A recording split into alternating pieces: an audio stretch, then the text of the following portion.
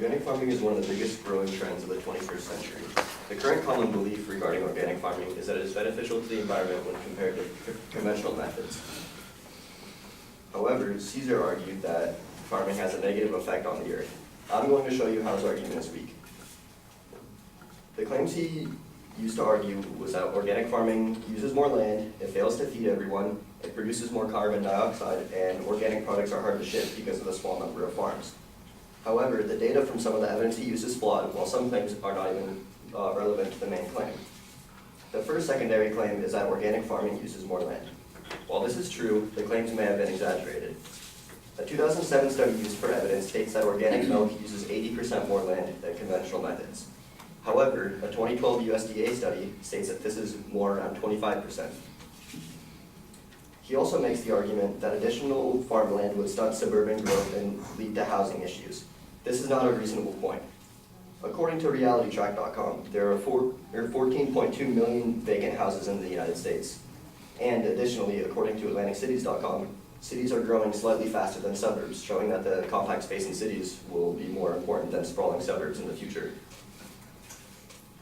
Also, much of the statistical data that he used throughout his argument is based on this 2007 study, but there are many more recent contradictory studies.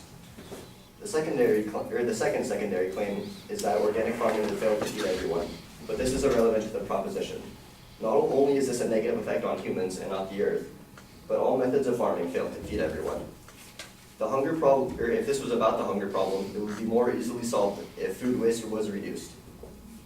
According to Blacklist News, 40% of food produced in the U.S. is wasted, and a study by the EPA found that 21% of new waste in landfills is food waste. The third secondary claim is that organic farming creates more carbon dioxide. While some aspects of organic farming do produce CO2, the overall decrease in the majority of processes overshadows this small increase. Also, an article by The Ecologist states that, according to Cleo Turton of the Soil Association, organic farming plays a key role in soil carbon sequestration in comparison to conventional farming, which, instead of returning carbon to the soil, relies on chemicals. Organic farming has more grassland and organic meat production, is a grass-fed system, and therefore maintains huge carbon stores in permanent grassland. Organic techniques such as crop rotations and adding organic matter to the soil also play key roles in sequestering carbon. The fourth secondary claim is that the small number of organic farms makes it more difficult to ship. However, this is not a problem caused by organic farming. This is simply a problem of logistics. The source also stresses that organic farming uses less environmentally friendly shipping methods, but gives no concrete examples of this. However, many organic farms sell their products locally at farmers markets,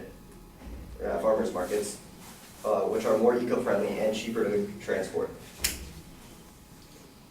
After all this, I hope you can understand the flaw in the argument presented against organic farming.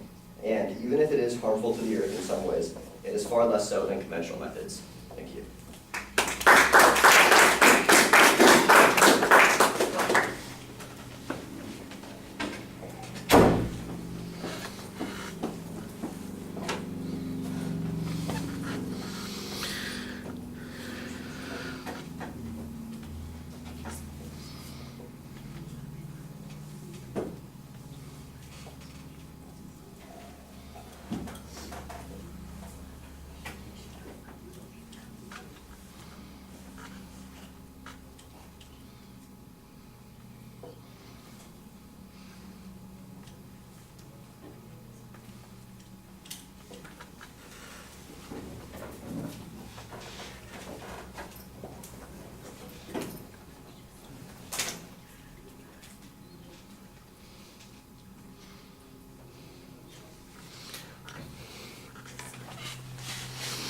Right, your general strategy is outlined at the beginning, that you're not necessarily even going to contradict the conclusion, but you're going to argue that the advocate really didn't adequately prove their point. I think the first point that you present, the best argument that you have is that you're trying to minimize the impact of the argument by suggesting that the advocate's point is overclaimed. And I think that that's a legitimate point to point out, that it's much closer to 25% more land resources than the 80% that the advocate's talking about. about.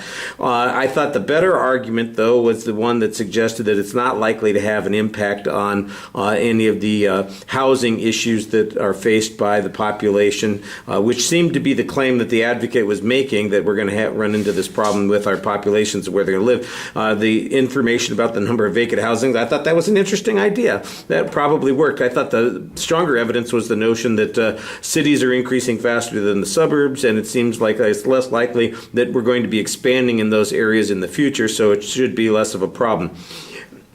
I think you could do a little bit more analysis also of whether or not the advocate showed that there is, in fact, a threat from expanded organic farming. How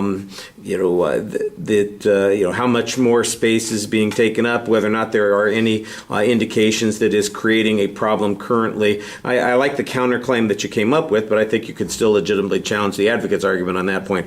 On the second point, you basically challenged the reasoning. I think that's fine. You kind of had this alternative explanation that you're talking about with the food waste being a way to solve those problems. I think that that's a reasonable challenge on that point also. Like I said, I think the relevance issue is probably the key one on that point. The third point, you do make an unbalanced claim, but I didn't hear any evidence that suggested that. This whole thing about soil sequestration is an interesting one, but it needs a little bit more explanation, and I think that you're rushing a bit, and because the process could be a little complicated, confusing, people are unlikely to be familiar with how this compares to the CO2 issue that the advocate is talking about, that without more of an explanation, it sounds like, I don't want to say you're pulling a fast one, but you're making an argument that sounds like it applies, but I don't know that it applies, and I think that you want to make sure that it clearly applies. On the fourth point,